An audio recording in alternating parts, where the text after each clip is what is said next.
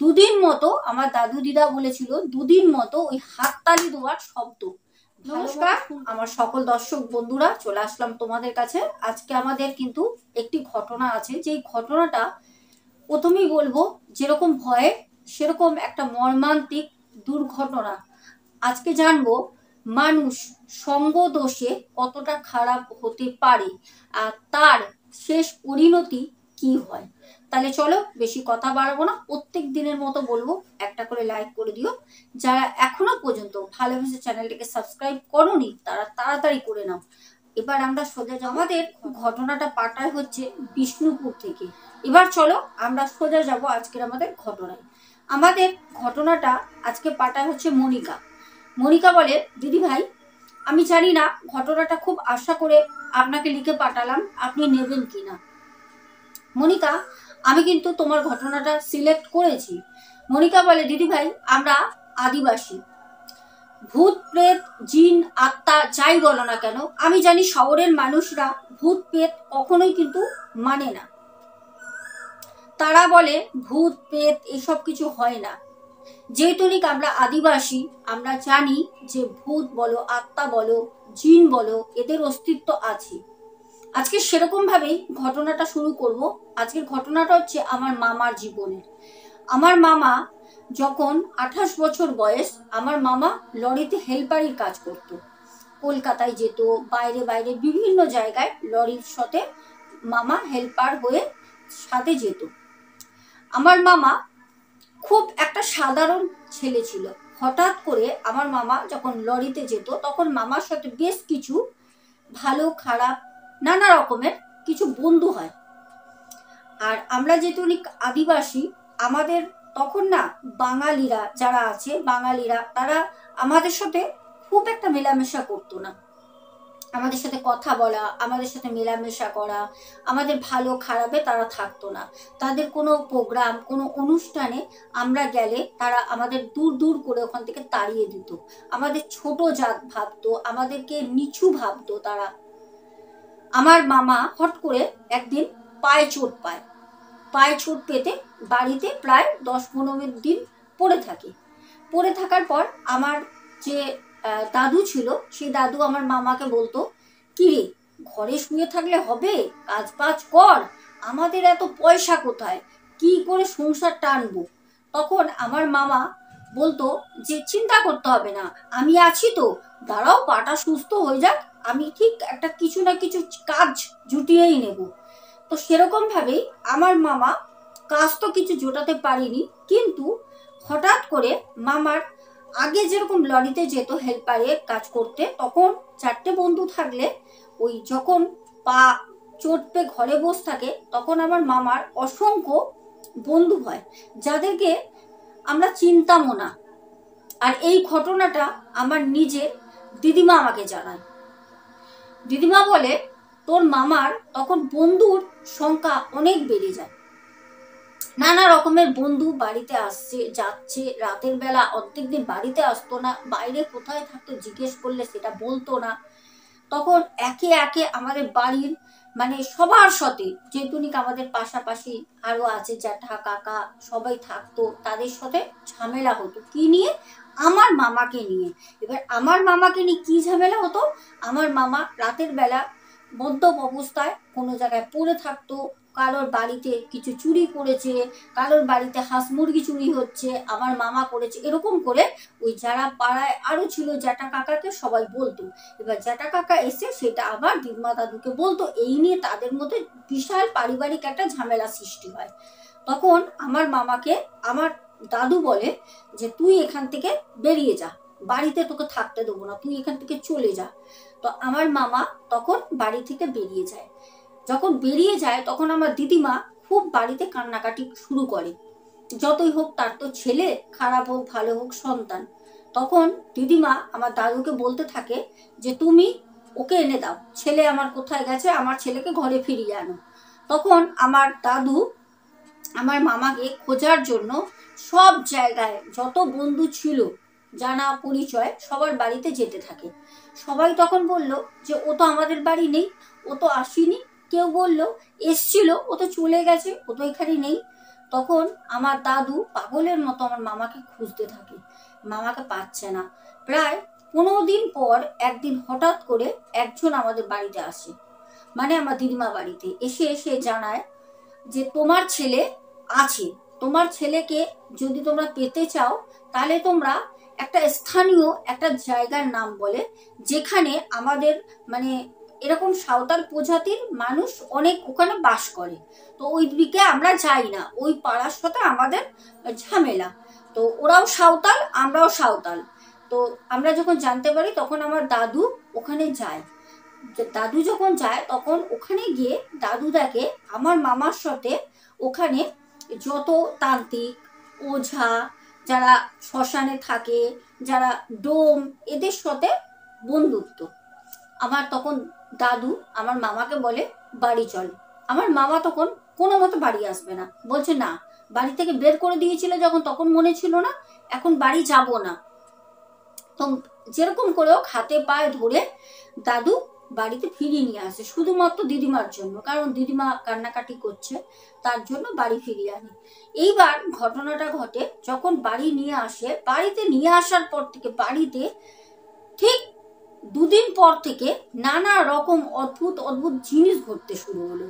কি ঘটনা? মামা বাড়িতেই শুয়ে থাকতো, বাড়িতেই থাকতো, কোনো জায়গায় বেরোতো না, কিন্তু সংসার ঠিক মতো চলে যাচ্ছে। যখন লরিতে হেল্পারের কাজ করতো মামা, তখনও কিন্তু ওই হয়তো 250 টাকা 300 টাকা এনে দিত, তখন ওই টেনে টুনে কোনো রকমের সংসার চলতো। কিন্তু যখন সে পা চোট লাগার পর বাড়িতে ছিল, তারপর ঘর থেকে ঝগড়া হয়, বেরিয়ে যায়, তারপর যখন ধরে বেঁধে নিয়ে আসে দাদু, তখন আমার মামা প্রায়শই বাড়িতেই থাকতো, কিন্তু টাকা পয়সার তার কোনো অভাব নেই, কোনো কিছুর অভাব থাকতো না। কিন্তু যেখানে আমার মামা থাকতো ওই ঘরটার মধ্যে কাউকে কখনো ঢুকতে দিত না, কোনো বন্ধু বান্ধব হোক, আর দাদুই হোক আর দিদিমাই হোক, কাউকে ঢুকতে দিত না। তো এরকম করে প্রায় মাসখানেক খুব ভালোভাবে চলে। আমার দাদু তখন বলল যে আচ্ছা, যখন খেতে বসতো তখন কথা বলতো, এছাড়া ঘরে তো ঢুকতে দিত না মামা। তখন দাদু বলছে, আচ্ছা তুই কাজে কর্মে যাচ্ছিস না, এত টাকা কোথা দিয়ে পাচ্ছিস? যখন যখন দরকার লাগছে সংসারে তখন তখন তুই মোটা মোটা টাকা বের করে দিচ্ছিস, কোথা দিয়ে পাচ্ছিস? তখন আমার মামা খুব অদ্ভুতভাবে হাসতো। আর মামার মধ্যে একটা জিনিসের পরিবর্তন সবাই লক্ষ্য করতো, সেটা হচ্ছে মামার ঘর থেকে প্রায়শই হাততালি দেওয়ার শব্দ বেরোতো, হাততালি দেওয়ার। আর আমার দাদু, আমার দিদিমা, তারা ভাবতো একা একা ঘরে হাততালি দেয় কেন? ও কি ফোনে কোনো বই ঠই দেখে? হয় না, ফোনে আমরা কোনো বই দেখলে, সিনেমা হলে গেলে আবেগবশত খুব ভালো সেই জিনিসটা লাগলে, ডায়লগ বলো, গান, একটা ভালো গান বলো, তখন আমরা কি করি? হাততালি দিই। তো ওরকম প্রায় হাততালি দেওয়ার শব্দ শুনতো। আর আমার দিদিমা আর দাদু, তারা ভাবতো যে নিশ্চয়ই ও ফোনে কোনো বই দেখে পাগলের মতো হাততালি দেয়, এটা ভাবতো। তো এরকম করে প্রায় আরো 3টে মাস ও মামা কিন্তু ওরকম ভাবে ঘর দিয়ে বেরোতো না, মামা কিন্তু ঘরের মধ্যেই থাকতো। আর যখন খাওয়া দাওয়া করার হতো তখন দাদু দিদিমার সাথে কথা বলতো, তাদের কাছে যেত, এমনি যতটা সময় নিজেকে ঘরের মধ্যে বন্দি করে রাখতো। এরকম করে প্রায় অনেকটা মাস কেটে যায়। তখন আমার দাদু দিদিমাকে বলে, তোমার ছেলে ঘরে কি করে? ঘর থেকে বেরোয় না, যার এত বন্ধু বান্ধব, তান্ত্রিক বন্ধু, ওঝা বন্ধু, তারাও কেউ ওকে খোঁজ করতে আসে না। যাদের কাছে ওকে ছিল তাদের সাথেও কথা বলে নাকি জানি না ফোনে, কিন্তু ও যায় না, বাড়ি থেকে বেরোয় না, ও কি করে ঘরে? তখন আমার দিদিমা জানায় দাদুকে যে যাকগে, তুমি ছেলেটার পেছনে লেগো না, ছেলেটার ঘরে রয়েছে, থাক, ওর পেছনে লেগো না, ও হয়তো একা একা টিভি দেখে, ফোনে বন্ধুদের সাথে কথা বলে, ওর পেছনে লেগো না। তো এরকম করে প্রায় বছর কেটে যায়। মামা কিন্তু দরকার ছাড়া বাইরে বেরোতো না, সব সময় ঘরে বন্দি থাকতো। আর বারবার করে মামা বলতো এই ঘরে কিন্তু কেউ ঢুকবে না। তো সেরকম ভাবে মামা যদি কোনো দিন কোনো সময় কোনো দরকারে হয়তো বেরোতে হবে, তো যখন বেরোতো তখন কিন্তু আমার মামা ওই যে ঘরের একটা দরজা ছিল ছোট্ট, ওই দরজার মধ্যে তালা দিয়ে চাবি নিয়ে তারপর বাইরে যেত। এরকম দীর্ঘদিন করতে করতে করতে করতে দাদুর মনে একটা গভীর সন্দেহ হয়। দাদু তখন বলে যে ওর ঘরে এমন কি আছে যে ও যখনই বাইরে বেরোয়, এমনি তো বেরোয় না, যখনই বেরোতে হয় কোনো কাজে তখন ও ঘরের দরজায় তালা দিয়ে কেন যায়? আর ঘরে তো কেউ নেই, ঘরে তো কেউ থাকেও না, আমি আর তুমি মা বাবার কাছে ঘরে তালা দিয়ে যাওয়া মানে ওর ঘরের মধ্যে কি এমন আছে? সন্দেহ স্বাভাবিক হবেই। তো দীর্ঘদিন এরকম চলতে চলতে একদিন ভুল করে মামা ঘরের দরজায় তালা না দিয়ে চলে যায় বাইরে। আর দাদু ওই সময় বাড়িতে ছিল না। দিদিমাও পাশের গ্রামে গেছিল কিছু কাপড় জামা ওখান থেকে কিছু আনতে বা দিতে, এরকম কিছু কাপড় জামা বলতে আমার দিদিমা ওই বাচ্চা মেয়েদের ফ্রক হয়, ওই ফ্রকগুলো নিয়ে এসে বোতাম লাগাতো, ঘরে বসেই কাজ করতো। তো দিদিমা ওখানে যায় আর দাদুও বাড়িতে ছিল না। আর মামা নিজের ঘরের যে দরজা তালা না দিয়ে কোনো এক জায়গায় বেরিয়ে যায়। আর তখন ছিল দুপুরের সময়। আর আমার দাদু ওই সময় বাড়িতে আসে। এসে যখন আমার দিদিমাকে ডাকে তখন বুঝতে পারে যে দিদিমা হয়তো ওই কাপড় জামাই আনতে গেছে বা দিতে গেছে, কারণ দিদিমা ওই সময়টা যেত। তখন দাদু ঘুরতে ঘুরতে আমার মামার ঘরের গেটের সামনে যখন আসে তখন দেখলো গেটটা বন্ধ করা, আর বাইরে দিয়ে তালা দেওয়া নেই, কিন্তু বাইরে দিয়ে গেটটা শিকল আটকানো। তখন আমার দাদু বুঝতে পারলো যে ঘরে ছেলে নেই, ছেলে নিশ্চয়ই কোথাও বেরিয়েছে। তখন দাদু অনেক সাহস করে তাড়াতাড়ি দুপুরবেলা বাইরেটা উঠোনে বেরিয়ে দেখছে সোজা রাস্তা, দেখছে যে আসছে কিনা, দেখছে না রাস্তা পুরো ফাঁকা, কেউ নেই। তখন দাদুর সাথে সাথে এসে সেই মামার ঘরের দরজাটা খুলে ঢোকে। আর এটা হয়েছিল জীবনের সব থেকে বড় বিপদের কাল ডেকে নিয়ে আসে আমার দাদু। কারণ দাদু তো জানতোই না, দাদু তো অ্যাকচুয়ালিও জানতো না যে ওই ঘরের মধ্যে কি আছে। দাদু যখন ঘরে ঢোকে তখন দাদু লক্ষ্য করে ঘরের মধ্যে একটা চাদর, হ্যাঁ একটা চাদর। সেই চাদরটা আমার দিদিমা দাদুর জানার বাইরে, কারণ ওই চাদরটা বাড়ির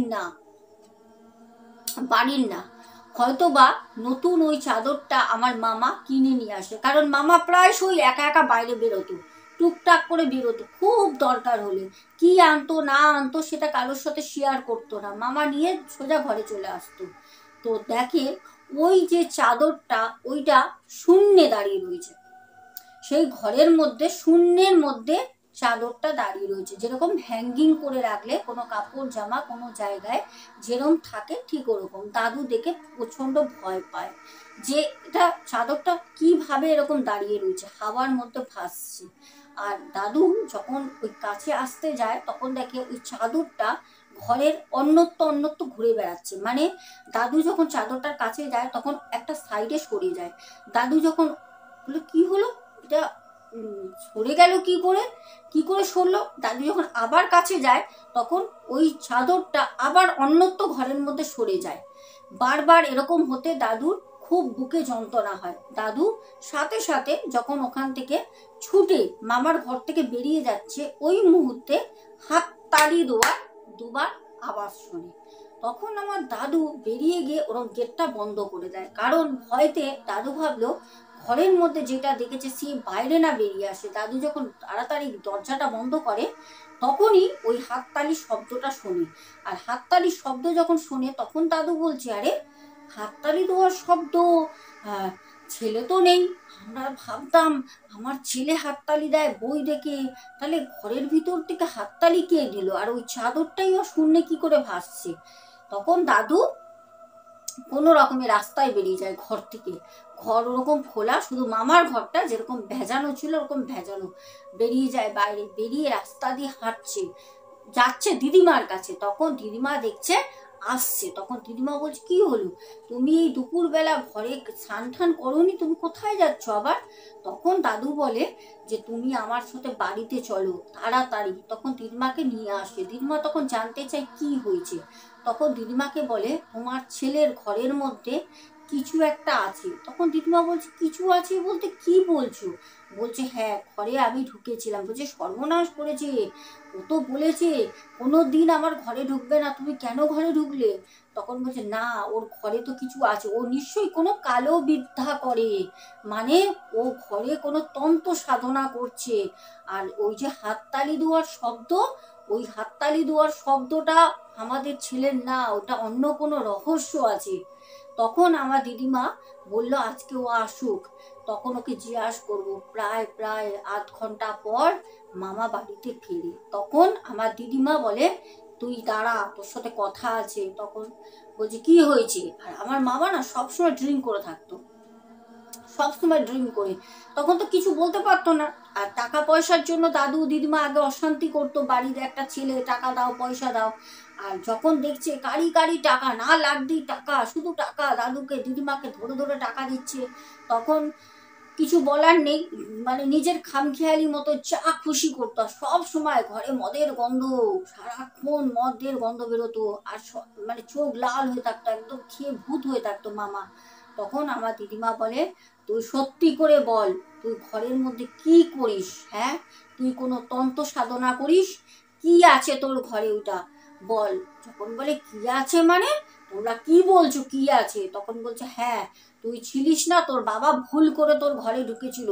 এই কথা যখন বলেছে তখন মামা ওখান থেকে দৌড়ে ঘরের দরজা খুলে তাড়াতাড়ি ঢুকে ভিতরে বন্ধ করে দেয় দরজাটা। এবার তখন দিদিমা দাদু বাইরে দিয়ে বলছে তুই বেরো, তোর সাথে কথা আছে, তুই কি করছিস এইসব, তুই শেষ হয়ে যাবি, কেন করছিস এইসব? যখন দিদিমা দাদু বলছে কোনো মতে মামা কোনো সাড়া শব্দ করছে না।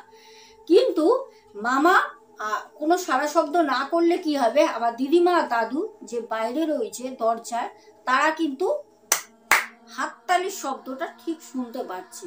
তখন দাদু বলছে দাঁড়াও, ওকে কিছু বলো না, তুমি তাড়াতাড়ি একটা কাপড় পরো, আমার সাথে ভালো কাপড় পরে তুমি চলো। দিদিমা তখন বলে কোথায় যাবো? বলে কথা বাড়িও না, তুমি পরো। তখন দিদিমাকে কাপড় একটা পরিয়ে নিয়ে দাদু সাথে সাথে, যেহেতু আমরা সাঁওতাল তো, আর আমাদের সাঁওতালদের ওঝা কিন্তু খুব পাওয়ারফুল হয়, ওরা অনেক কাজ জানে। তো সাথে সাথে একজন ওঝার কাছে, সেই আমার দাদুর মতো, সে একই সমবয়সী, তার কাছে নিয়ে যায়। তো দাদুর সাথে তার পরিচয় আছে। গিয়ে তখন দাদু বলে যে জানিস আমার ছেলেটা কদিন ধরে এরকম এরকম করছে, বছর খানিক হয়ে গেল। হ্যাঁ, সেই যে লরি চালাতো, পায়ে চোট পেলো, বাড়িতে বসেছিল, তারপর থেকে ঝগড়া ঝামেলা হলো, ঘর দিয়ে বেরিয়ে গেল, ধরে বেঁধে বাবুকে পায়ে তেল দিয়ে বাড়িতে নিয়ে আসলাম ফিরিয়ে। তারপর থেকে আর বাইরেই বেরোয় না, ঘরের মধ্যে থাকে, বেরোয়ই না। উল্টে টাকা পয়সা না চাইতেই যদি আমি আর ওর মা ঘরে যদি রাতের বেলা শুয়ে আলোচনা করি কোনো টাকা পয়সার কথা লাগবে, সকালবেলা ওকে না বলতেই ও দেখি সেই টাকাটা দিয়ে যায়। আমরা বুঝতাম হয়তো ও কান পেতে শোনে, কিন্তু দীর্ঘদিন এরকম চলতে থাকে। কিন্তু এখন আজকে আমি ওর ঘরে চলে যাই, ও না থাকায়, ও তো আমাদের ঢুকতে দিত না। ওর ঘরে যেতে আজকে আমি দেখি ঘরের ভিতরে একটা অদৃশ্য কিছু আছে, যেটা একটা চাদরে মোড়ানো, ওর হচ্ছে আকৃতি একটা চাদরের মধ্যে মোড়ানো। আর আমার ছেলেকে বলায় ও কোনো রকমে তাড়াতাড়ি ঢুকে যায়। আর হ্যাঁ, প্রায় ঘর থেকে কোনো কারণ ছাড়াই শুনি শুধু হাততালি দেওয়ার শব্দ। বুঝতে পারছি না কি, তুই একটুখানি গুনিয়ে বল। তখন সেই মামার যে বন্ধু ওঝা, উনি তখন বলল তুই শান্ত হয়ে বস। আর আমার দিদিমাকে বলল বৌমা তুমিও শান্ত হয়ে বসো, আমি দেখছি কি করা যায়। যখন সেই ওঝা নিজের মানে তন্ত্র সাধনায় জিনিসটা গোনায়, গুনিয়ে তখন বলে যে তোর ছেলে একটা পেত আত্মা ও নিয়ে গেছে সাথে। হ্যাঁ, একটা পেত আত্মা নিয়ে গেছে, যেই পেত আত্মাটা খুবই ভয়ঙ্কর। আর সেই পেত আত্মার সাথে তোর ছেলে সব রকম সম্পর্ক করে, বুঝতে পারছো, সব রকম সম্পর্ক করে। আর ওই হাততালি দেওয়া মানে হচ্ছে ওর যখন ইচ্ছে হয় তোর ছেলের কাছে আসতে, তখন ও হাততালি দেয়। হ্যাঁ, ও তখন হাততালি দেয়, হাততালি দিলে ওর আবেগটা ও বোঝায়। তখন মামা বুঝতে পারে যে ওর আবেগ এখন দরকার কোনো একটা বিষয় নিয়ে ওর হাততালিটা হচ্ছে ওর দাঁত, ও কথা বলতে পারে না। যেই প্রেতাত্মা তোর ছেলের কাছে রয়েছে ও কথা বলতে পারে না, ও বোবা।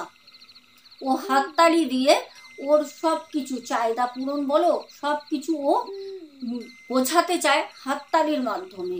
আর তার বিনিময় ওই প্রেতাত্মা তোর ছেলে যা চায় ও তাই তোর ছেলেকে দেয়। বুঝতে পারছো কতটা বিপদ, মানে কতটা ভয়ঙ্কর ঘটনাটা। তখন আমার দাদু শুনে বলছে এ কি শুনছি? তখন বলছে হ্যাঁ, তোর ছেলে সারা দিন ঘরে মদ খায় তো। বলছে হ্যাঁ। বলে তোর ছেলে সারাদিন মদ খেয়ে থাকে কারণ ও ভালো মুখে থাকতে পারবে না। তখন আমার দিদিমা খুব কান্নাকাটি করে তখন ওই ওঝা যে ছিল তাকে বলছে দাদা আপনি যেরম করে হোক এই যে আছে ওর সাথে ওর ঘাট থেকে আপনি সরান। ওকে বললো আমার দ্বারা সম্ভব না। ওর ঘাট থেকে শুধু সরাতে পারবে সে হচ্ছে ও নিজে, যদি ও চায়। তবুও ওর সাথে ওই প্রেতাত্মার যতটা সম্পর্ক হয়ে গেছে শারীরিকভাবে, ওরা যেরকমভাবে সহবাস করেছে, তারপরে আমার মনে হয় না যে তোমার ছেলে ওই প্রেতাত্মাকে ছেড়ে থাকতে পারবে বা প্রেতাত্মা তোমার ছেলেকে ছাড়বে। তখন আমার দাদু জানতে চায় উপায় কি। তখন সেই ওঝা বলে একমাত্র উপায় আছে, সেটা হচ্ছে যেরকমভাবে ওরা আছে ওদেরকে থাকতে দেওয়া। আর যদি ওদেরকে কোনোভাবে তোমরা বিপদে ফেলতে চাও তাহলে কিন্তু তোমার ছেলের প্রাণহানি হতে পারে। আর সেই জিনিসটাই কিন্তু হয়েছিল, সেই জিনিসটাই হয়েছিল। তারপর যখন দাদু ওখান থেকে জেনে আসে, দাদু মানে কি বলবো, এটা তো কখনো মানা যায় না। না একটা মানুষ হয়, একটা কোনো মেয়ে সাথে থাকে, বিয়ে করলো বা কিছু, সেটা ঠিক আছে। একটা অদৃশ্য প্রেতাত্মার সাথে সে সহবাস করছে ঘরে, সে মানে রয়েছে একসাথে, তাকে মানে এটা কখনো কেউ মানতে পারে না, এটা হয়। তখন আমার যে দাদু একদিন রাগের মাথায় ওই ঘরে যখন তালি মারে, তখন বুঝতেই পারে যখন তালি মারে বলেই দিয়েছিল ওর আবেগ যেটা ও জানাতে চায়, ওই যে প্রেতাত্মা থাকতো। তো তখন মানে ওরা লিপ্ত হয় সহবাসে।